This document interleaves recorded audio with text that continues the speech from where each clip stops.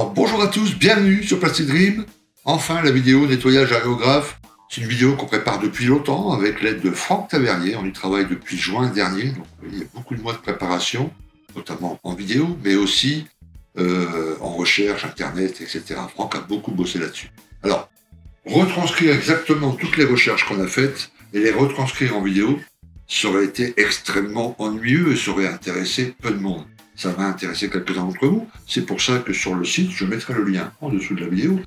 Vous aurez une version texte de cette vidéo avec des recherches beaucoup plus, voilà, les sources, etc., beaucoup plus poussées.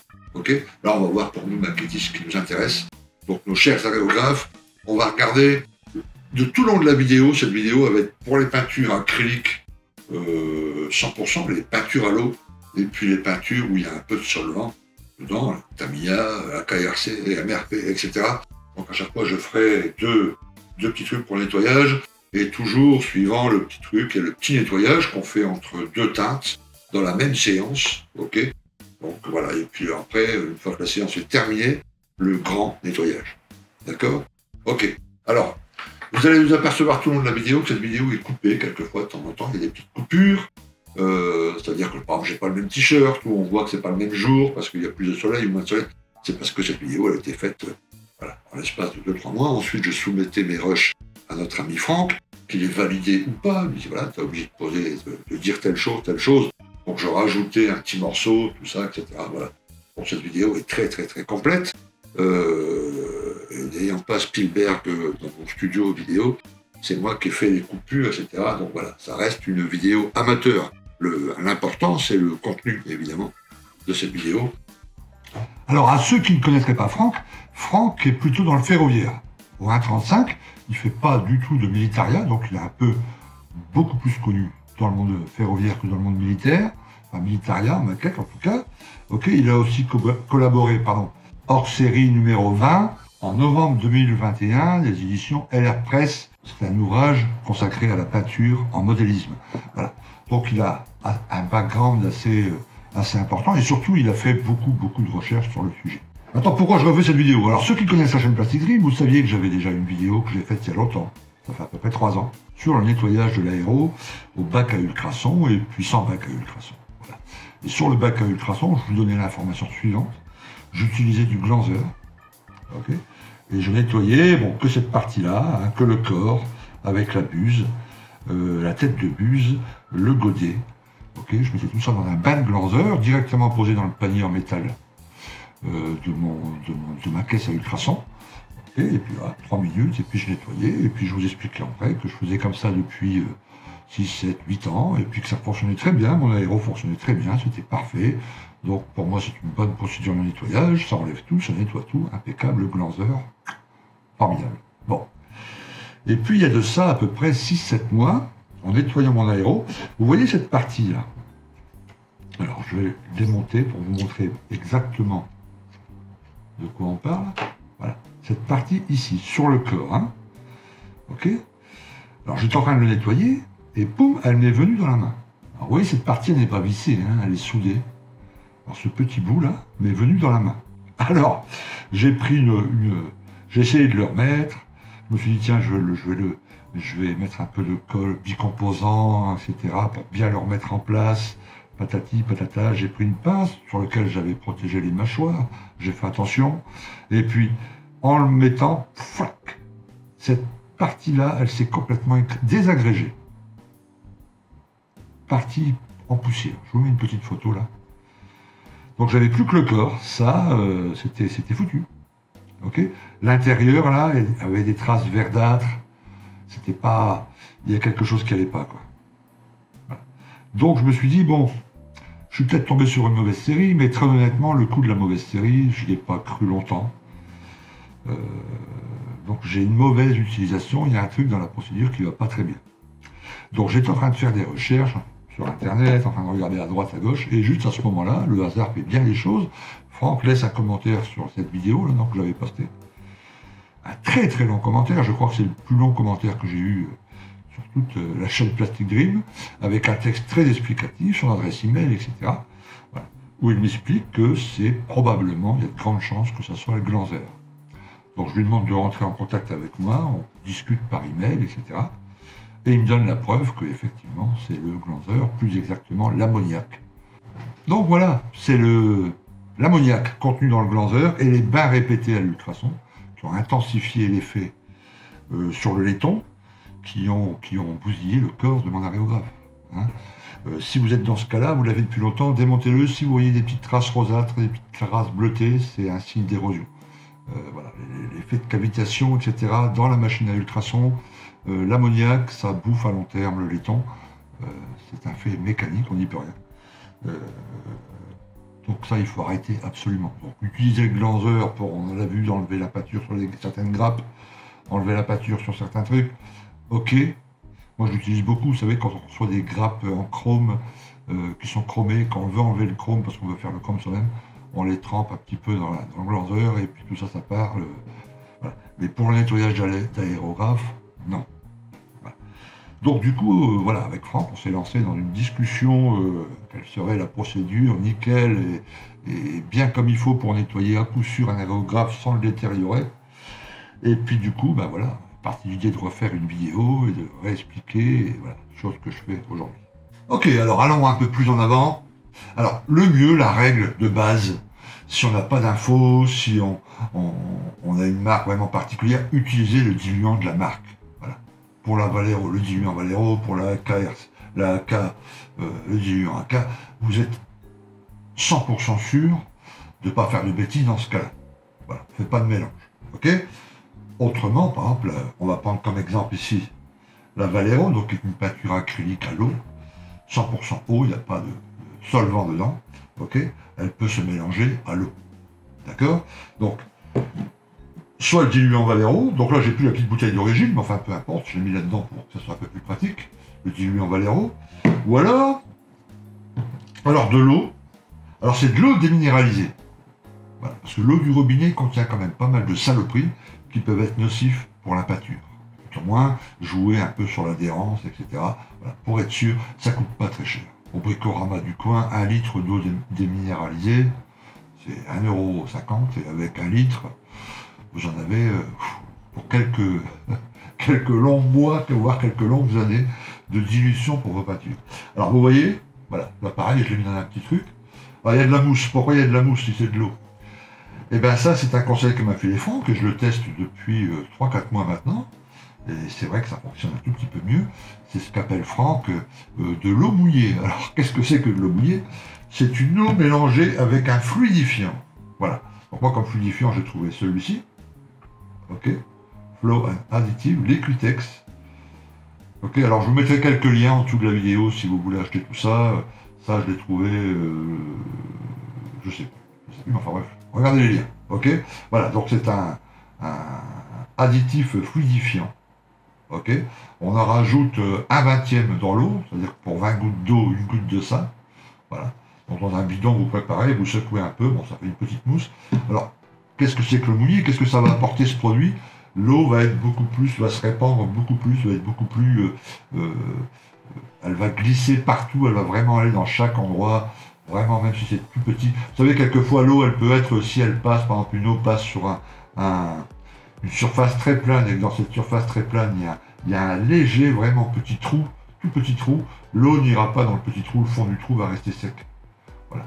Moi, c'est le principe de la goutte d'eau, là, que vous voyez, quand vous posez une goutte d'eau sur votre truc, l'eau, elle ne se répand pas, elle va faire une boule, comme ça, une petite boule, une petite goutte d'eau.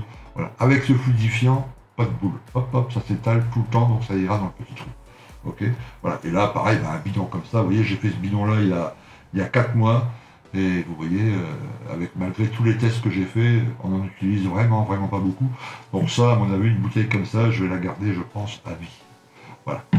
Ok. Vous pouvez aussi utiliser, alors non pas pour la dilution de la peinture, mais pour le nettoyage. Donc tout ça, c'est aussi utile pour le nettoyage. Le diluant pour le nettoyage, donc le diluant Valero, et puis l'eau mouillée, en quelque sorte, ça aussi pour le nettoyage, très pratique. Et il y a ce produit-là aussi pour le nettoyage. Donc ça, c'est pour toutes les peintures acrylique à l'eau, 100% à l'eau. Okay. Voilà, ça c'est un très bon produit, ça aussi c'est un conseil que m'a filé Franck, donc j'en ai acheté une bouteille. Celle-ci je l'ai eue sur Aérographe Discount, pardon. Voilà, donc vous voyez, c'est des bouteilles à grosse quantité. Là, j'ai pris la 500 ml.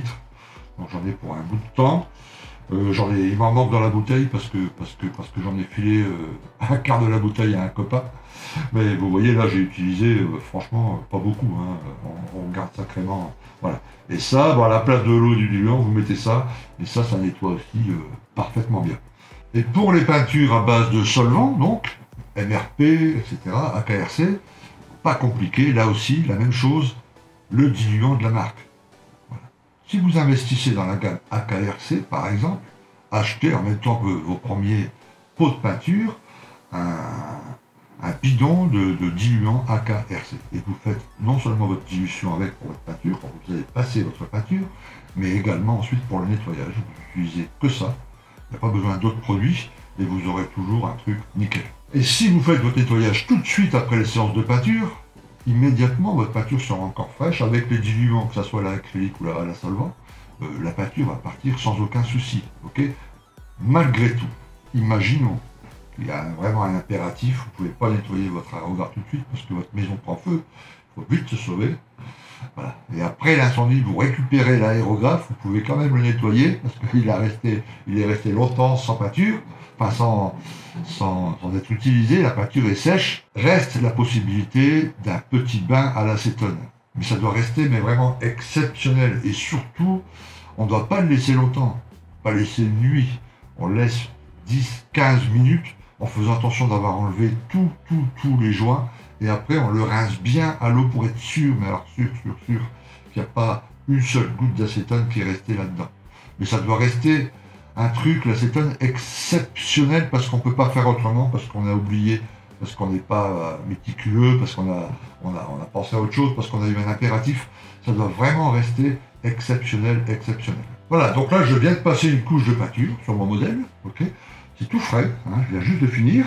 Donc j'ai de la peinture là-dedans, donc la peinture, là on est sur la Valero, donc peinture acrylique 100%.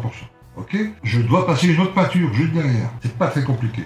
Un peu de nettoyant airbrush à l'E1ZA, si vous n'en avez pas le diluant, votre diluant Valero, ok, ou votre eau mouillée là, hop, voilà, un peu dans le godet, pas énorme,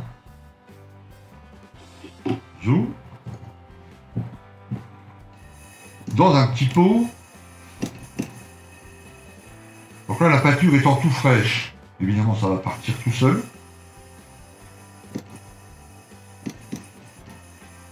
Vous voyez, je ne vais pas couper la vidéo, rien du tout, pour que vous vous rendiez compte du temps que ça prend. C'est extrêmement rapide. Voilà, on prend un petit sopalin. On va regarder s'il en reste dedans. Voilà. Parfait. Ensuite, une goutte d'eau mouillée, la fameuse eau mouillée. Hop. Là aussi, je passe un peu. Vous voyez, il y a des bulles qui se forment dans le godet. Dans le sopalin. Voilà cette opération quand c'est de l'acrylique comme ça, 100% acrylique, vraiment l'acrylique à l'eau, pas besoin de masque, de protection, d'une ventilation. Ça sent absolument rien, donc il n'y a aucun souci. Voilà, on peut voir déjà que sur le sopalin blanc, l'eau est parfaitement transparente, il n'y a plus du tout de couleur. Ok, voilà, il y a un petit peu de mousse. Tac. Voilà. Là c'est tout bon, je peux déjà mettre une deuxième peinture. Ok. Et puis continuer mon travail à l'aéro sur les modèles. Donc là pour la peinture à solvant, même chose. Ok. Si on avait passé sur le modèle une peinture AKRC par exemple, donc évidemment on n'utilise pas ces produits-là. Donc les peintures AKRC, parfait, on aurait nettoyé avec ça. Qui est le diluant officiel de la marque AKRC pour la peinture à gamme AKRC. Okay. Et là pareil, tout immédiatement après avoir passé la première couche, sa première teinte, hop, on remplit le godet à moitié, voire aux trois quarts, suivant votre godet. Si vous avez rempli votre peinture jusqu'en haut, vous en mettez un peu plus, bon, voilà, la moitié du godet, disons, dans un pot à solvant, clac, clac, clac. Une fois que le pot, le solvant, vous l'avez tout passé, votre aéro est vide, un petit coup de sopalin, encore 2-3 gouttes de solvant, clac, clac, clac. Dès que sur le sopalin, vous voyez aucune tache, tout est ok, que votre aérographe est propre de visu, ça y est, c'est bon. Vous attaquez, vous mettez la deuxième teinte, et puis voilà, vous passez votre deuxième teinte sur votre modèle. Voilà, donc là, maintenant, ça y est, vous avez passé votre deuxième, votre troisième, votre quatrième teinte. Et la séance maquettisme est terminée, il faut nettoyer l'aérographe. Et puis voilà, faire un grand nettoyage. Alors, on commence par un nettoyage, un petit nettoyage classique. On va passer un demi, tout petit peu, de nettoyant aéro Hansa. Ok, donc même chose, hein. Hop. On peut le faire dans le pot, on peut le faire dans un sopalin. Voilà, donc, vous voyez, je passe les premières couleurs, les premières... bon, ça va assez vite, hein. Très vite, le jet devient transparent.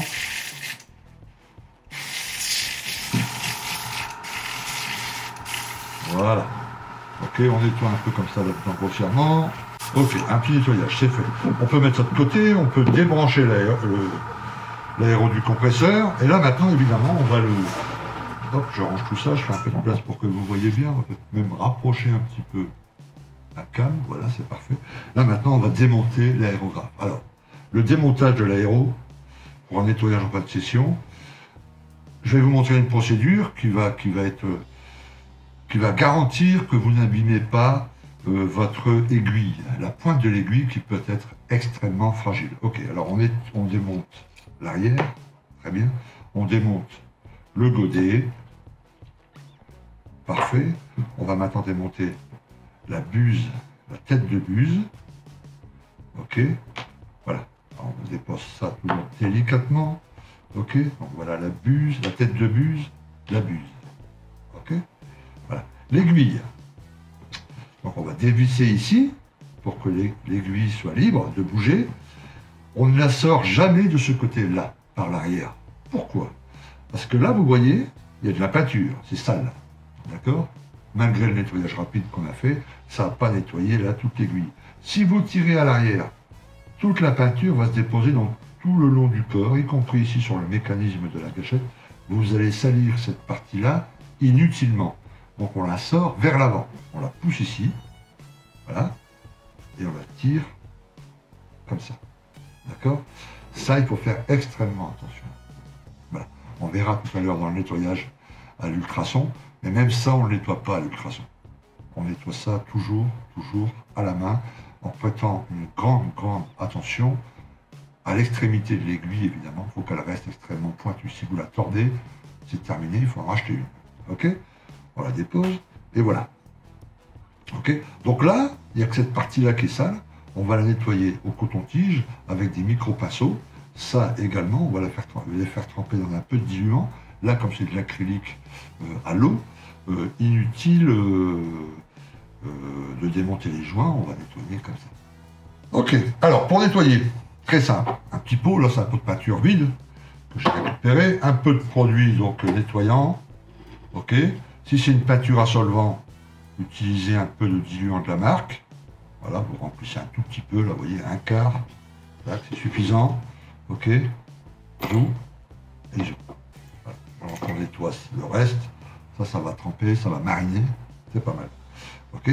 Alors, pour nettoyer l'intérieur, tout ça, les fameux coton-tiges, le fameux sopalin, que vous pouvez utiliser aussi, évidemment, en faisant des petites classiques. Je crois que tout le monde connaît ça. Mais ça reste un des trucs les plus pratiques et efficaces. Ok, voilà. Parfait. Vous avez aussi ce qui est très pratique, c'est les micro-pinceaux. Voilà. Donc c'est des petits pinceaux comme ça, j'en montre bien un. Oups. Voilà. Vous voyez, au bout, il y a une petite brosse, c'est du plastique, c'est assez tendre. Ça risque pas d'abîmer l'intérieur de l'aéro si vous appuyez trop fort. Ça passe un peu partout, c'est nickel. Ok. Alors, attention à ce genre de petites choses. Ah, c'est des petites brossettes qui sont entièrement en corps métal souple. Okay, et au bout, il y a une petite brosse. Okay. Là, l'inconvénient, c'est que le bout, là, vous voyez, c'est vraiment une pointe de métal. Et que si vous frottez contre les bords de la paroi en nettoyant, eh bien, vous pouvez rayer l'intérieur de votre aéro. Voilà. Donc, à utiliser avec parcimonie. Il faut faire attention, il faut vraiment y aller délicatement, tourner. Donc, dans ce cas-là, ça peut être efficace, sans essayer de pointer et de donner des coups dans l'aéro. Voilà. Vous avez sinon aussi ça, qui se vend pour pas très cher, 2-3 euros pour 5 ou 6 pièces comme ça.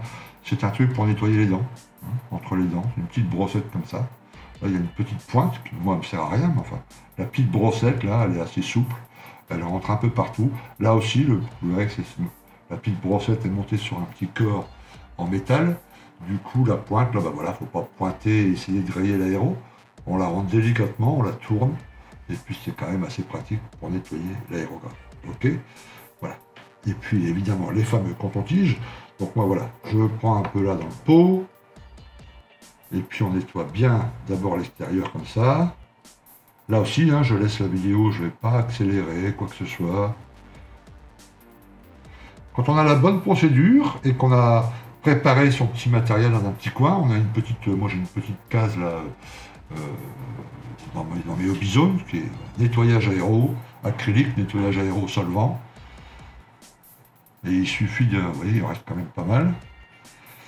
Et il suffit de sortir cette petite boîte là, et puis j'ai tout à disposition, tout un truc à portée de main, quoi, et ça va relativement vite.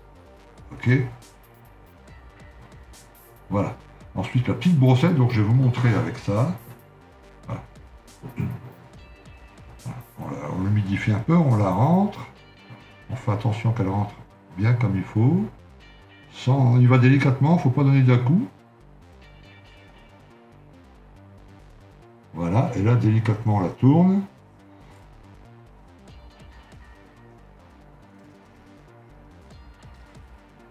Voilà. On peut constater sur un sopalin, je sais pas si on voit, hop, qu'il restait bien un peu de peinture. Voilà. On va commencer d'y aller doucement, parce que là il y a un petit bout en métal, il ne faut pas rayer non plus l'intérieur. Hein. Voilà. Parfait. Sinon, moi j'utilise, comme je vous l'ai dit, les micro-pinceaux. Et là, c'est très pratique. Voilà, on nettoie bien. Et là, vous voyez, en toute logique, il n'y a même pas besoin de démonter, cette partie-là. Surtout si vous l'utilisez avec les solvants, il faut le faire de temps en temps, de toute façon. Mais quand je dis de temps en temps, c'est quand même assez rare. Hein. On ne fait pas ça toutes les semaines. Voilà. On reprend le coton-tige. Évidemment, bien dans les coins. Hop.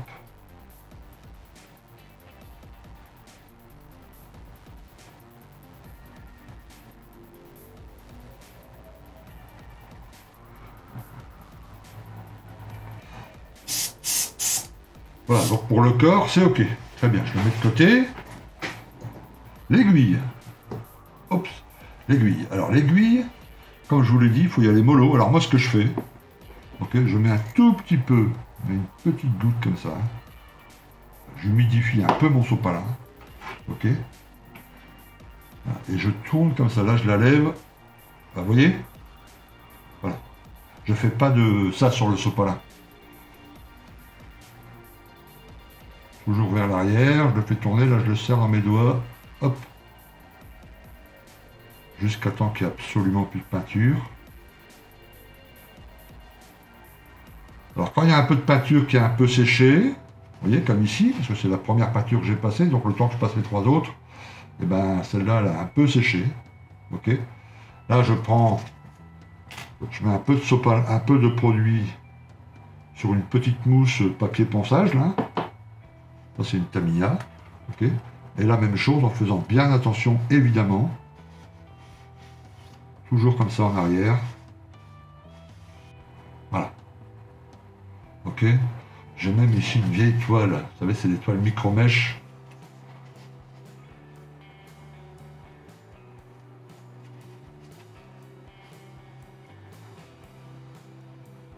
Voilà. Pour ça, cette procédure, je l'avais déjà montré dans la première vidéo. J'ai toujours fait comme ça, je n'ai jamais abîmé une pointe. Voilà. Ok, très bien. Donc l'aiguille, c'est propre. Ok, on nettoie ensuite très classiquement le collier de peinture, surtout le pas de vis. Voilà, là dans les interstices, on peut utiliser les fameux coton-tiges. Voilà, allez, zo. Ok, alors maintenant, la buse et la tête de buse. Okay, donc on va aller les récupérer dans le petit pot. Parfait. Donc là, elle trempe depuis, je sais pas, ça fait 5 minutes. Ok. Et puis la même chose, alors moi j'utilise principalement, je dégrossis le travail avec un micro-pinceau. Alors je coupe la vidéo pour, voilà, pour vous expliquer. Dans le lien en dessous de la vidéo, donc vous déroulez la description, vous verrez une longue liste de liens où je vais mettre tout un tas de liens pour les outils indispensables pour bien nettoyer l'intérieur de son aérographe. Notamment les nanobrush long type de chez Flexifil, qui sont parfaits pour aller à l'intérieur de l'aéro. Un outil de curetage aussi, enfin vous verrez, il y a 4-5 liens, suivez-les, regardez l'outil et si vous pouvez les mettre dans votre arsenal de nettoyage, vous y gagnerez largement. Il faut éviter d'utiliser les petits goupillons en métal, vous savez, petit corps en métal, petite tige en métal avec des petits poils autour, les petites brosses. Parce que le bout de ce métal peut rayer l'intérieur de votre aéro, ce qui n'est pas terrible. Okay, alors que là, les nanobrush, etc., la liste qu'on vous met, ce sont des outils généralement en plastique tendre, donc il n'y a aucun souci, on peut nettoyer parfaitement avec ça. Donc n'hésitez pas d'aller voir dans les liens, okay, faites-vous ce petit arsenal de nettoyage avec des petites choses qui ne vont vraiment pas abîmer, qui vont être soft, mais qui vont être très très efficaces pour nettoyer l'intérieur de la buse, etc. Donc là, il n'y a aucun risque de l'abîmer. Hein.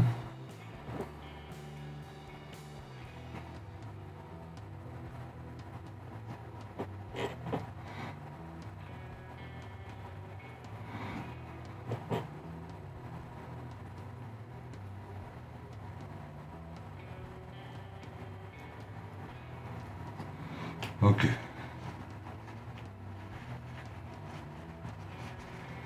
Et ensuite, je fignole avec un petit bout de sopalin tourné en tourbillon, comme ça, là. Hop. Et là, je le passe jusqu'à temps que tout ça, ça ressorte très propre. Voilà. Et si vous faites ça comme ça, très très très rapidement, tout de suite après avoir terminé votre séance de peinture, vous n'aurez aucun souci. Voilà, on va préparer un autre. Commencer une séance de peinture, vous voyez, quelques jours après avoir fait ce genre de nettoyage. Vous mettez votre peinture, vous la préparez, et puis c'est bouché, et puis vous avez mal nettoyé, et puis... Ah, c'est une horreur. Alors, moi, je préfère apporter un peu plus de soin là, et être tranquille la prochaine fois. Oups.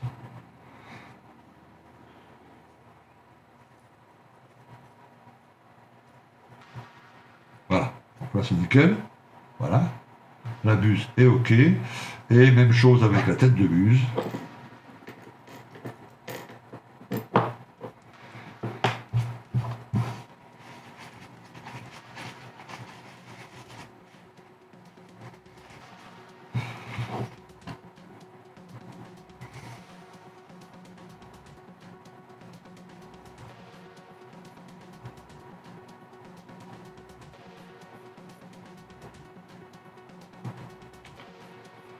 Donc là, on peut enlever, si j'y arrive, quelquefois, hop. Voilà, des têtes qui se démontent comme ça. Faites bien attention d'enlever partout.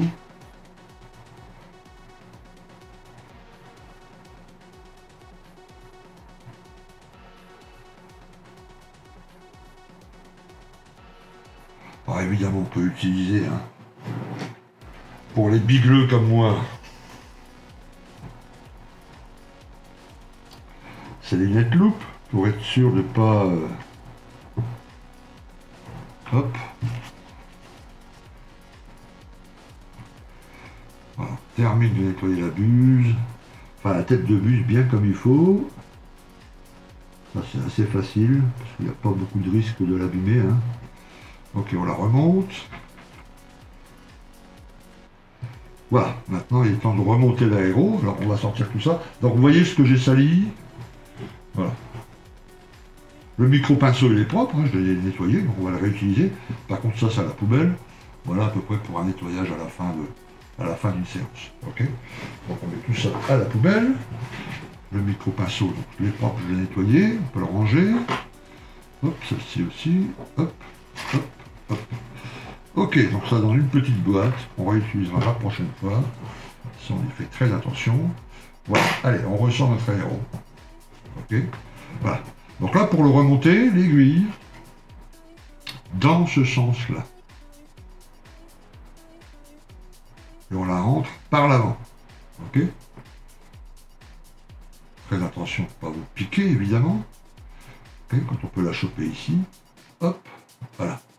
D'accord. Maintenant, on va remettre la buse dans la tête de buse. Donc là, l'aiguille est bien en arrière. Ok. Donc là, on serre, mais pas trop. On ne serre pas comme un bourrin. Hein, voilà. C'est bon. Ok. Maintenant, on va bloquer l'aiguille. Alors, on appuie ici jusqu'à temps qu'elle apparaît ici. Tac. Une fois qu'elle apparaît, qu'elle est bloquée à fond. Tac. On va serrer ici. Ok. C'est parfait. D'accord. On remet l'arrière. Hop. On remet le godet. Hop. Et voilà. Nickel. Voilà. Bon, je sais pas combien de temps ça a pris là. Pour moi, avec la caméra, c'est un peu plus long. Disons 7 minutes. 6 minutes. Bon, ça va relativement vite. Ok. Donc là, voilà. Il est prêt. On va le ranger. Et puis dans quelques jours, quand j'en ai encore besoin, il sera nickel. Ça va couler nickel. Alors, c'est pas terminé. On va approfondir un tout petit peu. Il y a encore un peu de boulot. Alors, c'est simple. Règle 1. Si on devait définir des règles, une procédure classique, nettoyer son aéro.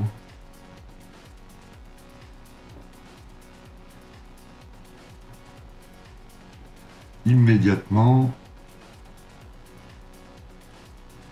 Hop, on va s'enlever là, mon chéri. Immédiatement. Après séance. Ça me semble la règle de base. Ok. 2. Pas d'acétone. Et tous les produits dérivés, comme par exemple le Tamiya bouchon rose, il y a 50% d'acétone dedans. Ok. Et pas d'ammoniac.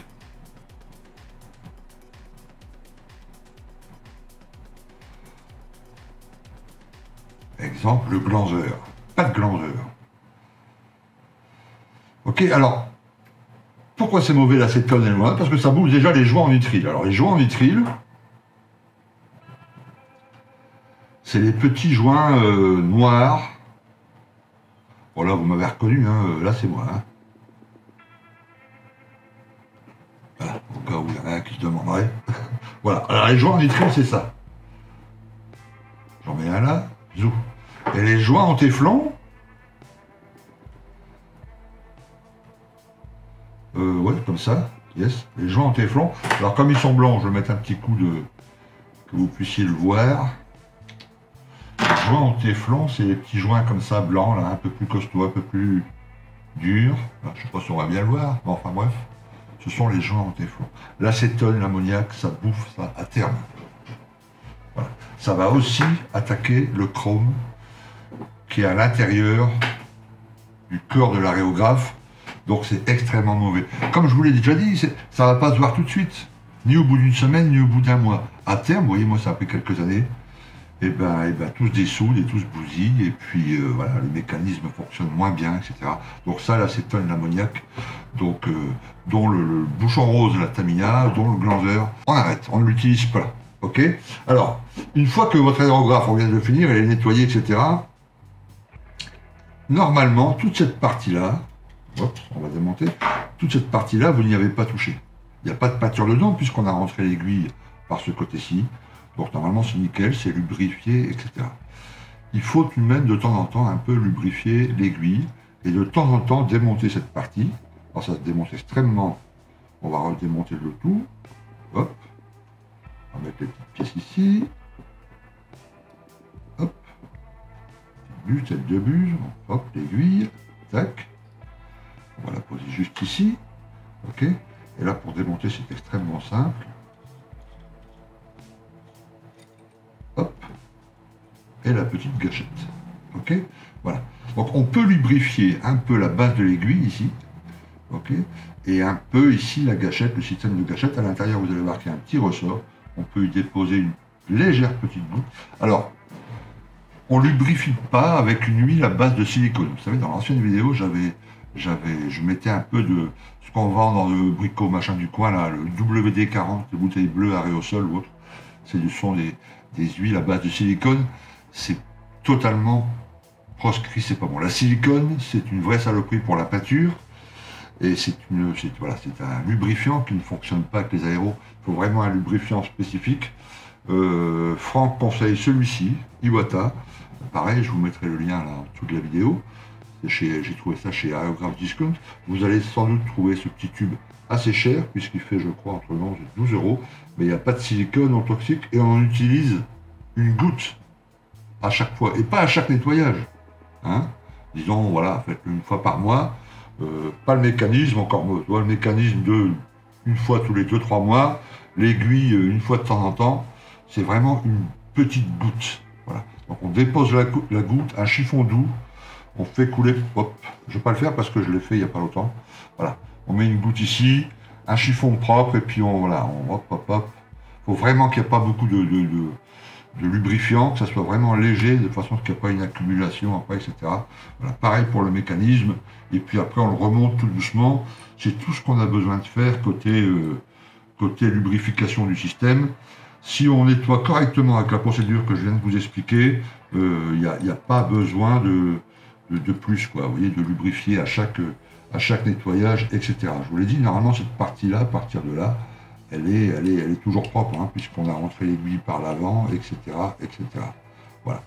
Si jamais vous avez quand même besoin de nettoyer ces deux pièces, parce que vous avez utilisé une peinture à solvant, MRP, etc., puis vous avez laissé votre aéro 24 heures, ou X, et bref, que ça ne s'en va pas du tout avec la procédure, les produits que je viens de vous expliquer, le diluant de la marque, par exemple, MRP, et vous avez besoin de le faire tremper dans un petit peu d'acétone.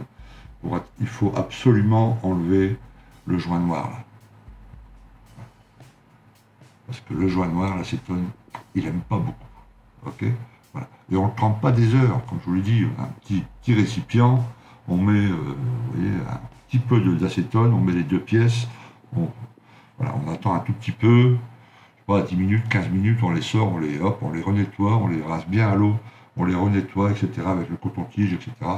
Voilà, après on peut remettre le joint et le remettre en place, mais l'acétone, voilà, je vous l'ai expliqué, c'est vraiment pas bon pour nos aéros.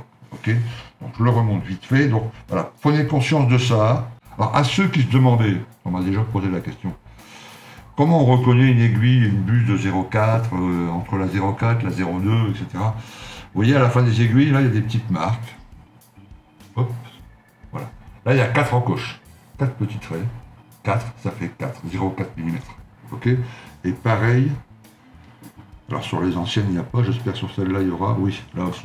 Voilà, sur la buse, je ne sais pas si on arrive à le voir, mais il y a 4 petits traits, donc c'est une 0,4, d'accord. Sur la 0,2, eh ben, il y en a 2, voilà. Et sur l'aiguille, et sur la buse. Alors, hop, voilà. Vous voyez, pour remonter, c'est vraiment hop, simple. Là, on va juste en butée douce, hein, on ne force pas. Tac, on resserre ici. Et voilà. Et avec un peu de lubrifiant, c'est parfait, nickel, il n'y a pas besoin d'autre chose. On va terminer avec le nettoyage à la caisse à ultrasons. Ok. Alors voilà, là vous voyez, j'ai nettoyé, j'ai démonté mon aérographe complètement. D'accord, pour vous montrer les différentes parties. Règle numéro 1. Dans la cuve à ultrasons, on ne nettoie pas, on ne peut pas mettre de métaux différents. Et dans un aérographe, tout n'est pas fait dans le même matériel, même métal. Ok. Là ici, vous avez l'aiguille et la buse qui sont en acier inox. Ok. Tout le reste, c'est du laiton nickelé. D'accord. Donc, dans le principe, là vous verrez dans le fichier texte que j'ai mis sur mon site, c'est un peu mieux expliqué, Franck l'explique un peu mieux que moi, mais si vous mettez les deux métaux ensemble, il y a un effet d'électrolyse, etc. C'est pas du tout bon, ok. Donc on les fait toujours à part, ok. Autre règle, l'aiguille, c'est pas la peine. Il faut vraiment mieux la faire manuellement, comme je vous ai montré. Ok, on ne la passe jamais dans la cuve à ultrasons. On l'enlève. Okay. Donc on nettoie ça d'un côté. Il y a ensuite des pièces qui ne passent jamais dans la caisse à ultrasons. C'est les parties qui ne rentrent jamais en contact avec la peinture, évidemment. Donc vous avez cette pièce ici, c'est le petit quick and fix, vous savez, le petit bouchon au bout, d'accord? L'entrée d'air, la gâchette et le petit système de gâchette. Okay, donc ça, ces parties-là, c'est pas la peine de les passer à la caisse à ultrasons. On les met de côté pour le remontage tout à l'heure. Parfait. Donc on peut passer à la caisse à ultrasons le corps, le godet et le chapeau. Voilà. Ici, avec le joint, puisqu'on va utiliser, on va pas utiliser de l'acétone, on va utiliser le produit Enza. Hein, celui-ci que je vous ai montré tout à l'heure, nettoyant airbrush détergent. Alors, je vais avancer un peu la cuve ici. Voilà. Donc là, pour l'instant, dans ma cuve, il y a simplement de l'eau avec deux gouttes de produit vaisselle. Voilà, ça va aider les ondes à mieux se répartir. Donc, on fait un nettoyage au bain-marie. Bain-marie, comme en cuisine, hein, c'est pareil. On va utiliser un petit récipient. Donc là, on va nettoyer d'abord. On va faire la buse. Je vais vous montrer la buse. Je ne vais pas vous montrer tout le processus. Ok, voilà, donc on la met toute seule parce que c'est pas le même métal que les autres. On prend le panier, on le met en place. Voilà. Et on place comme un bain-marie. Bon, déjà l'avantage c'est qu'on utilise, donc je vais le mettre là, on va mieux le voir. Voilà. C'est qu'on utilise moins de produits. Imaginez si on avait obligé de remplir la cuve entièrement avec l'airbrush, enfin avec le produit, il nous en faudrait au moins 2 bouteilles. Voilà, donc là on utilise moins de produits et quand on va filtrer le produit, parce que c'est pas la peine de le jeter, au bout d'un moment on va le jeter, mais on va le filtrer pour enlever les impuretés dégagées par le peu de peinture qui va rester dans la buse. Voilà, c'est plus facile de filtrer une petite quantité comme ça qu'une grande, ok. Et l'autre, puisqu'il y a plus, moi j'ai ce petit récipient en verre aussi. Voilà. Ensuite, vous voyez, hop, là c'est le même métal, donc on peut y aller. Tac, tac. Je recouvrirai aussi de produits Enza, et puis je le mettrai aussi en bain-marie tout à l'heure. Ok, et puis voilà. Très bien. Et là ensuite, il suffit de mettre en route. Donc là, il n'y a pas besoin non plus de le faire aller 10, 15, 20 minutes. Entre 3 et 5 minutes, c'est largement suffisant. C'est ce qui est conseillé d'ailleurs par le fabricant. 3 à 5 minutes. Il y a un effet de chauffe quand même, vous verrez qu'au bout de 3 à 5 minutes, même si... Alors sur celui-ci, par exemple, c'est le GT Sonic, on peut faire chauffer à 20 degrés, 30 degrés, 40 degrés, 50 degrés. Moi, je laisse toujours à off, je ne le fais pas chauffer. Rien que l'effet des ultrasons qui agissent par cavitation, ça fait déjà chauffer le fond de la cuve. Vous verrez qu'au bout de 5 minutes, toucher avec le doigt délicatement, vous allez voir que le fond de la cuve est bien chaud. Okay, donc, il n'y a pas la peine. Okay, ensuite, je place le couvercle, et puis là, je fais tourner...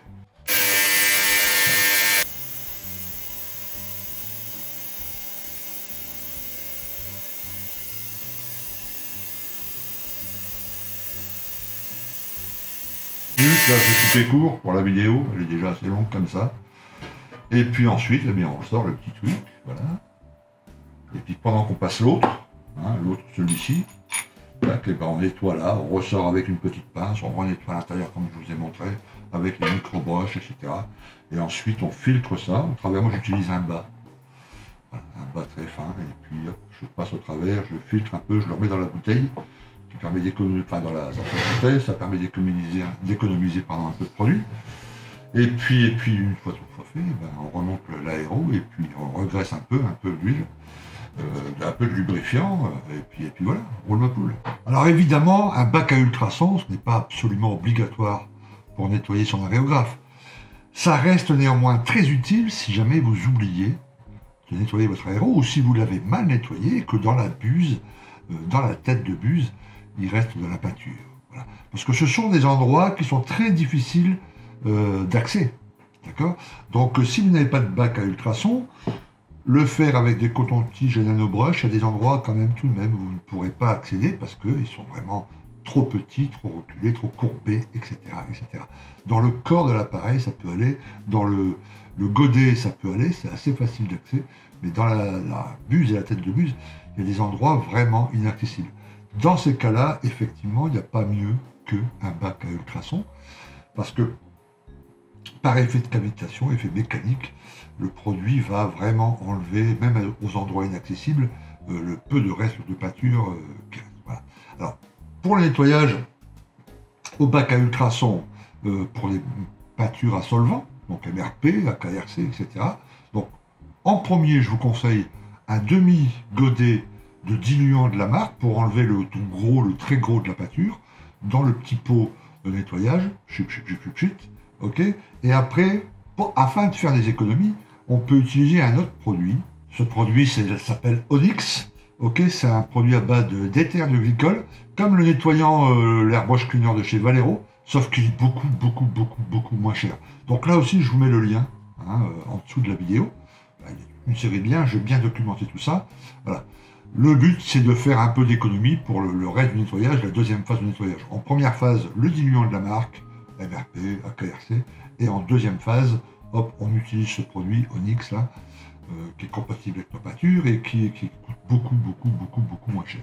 Et bien voilà, je crois que j'ai fait le tour. On a essayé de vous donner un maximum d'informations.